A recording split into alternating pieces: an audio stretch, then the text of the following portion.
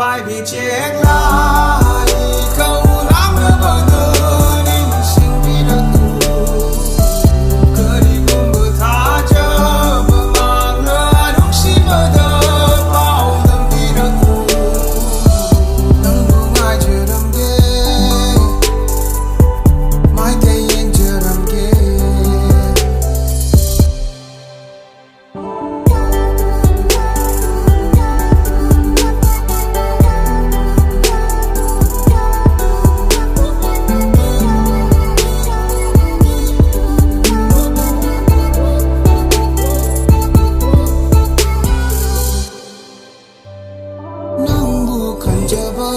lâm lan đuổi đi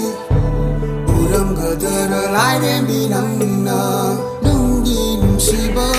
thân lờ bờ thơ môi càng năm gadar ba mô bi nắng nở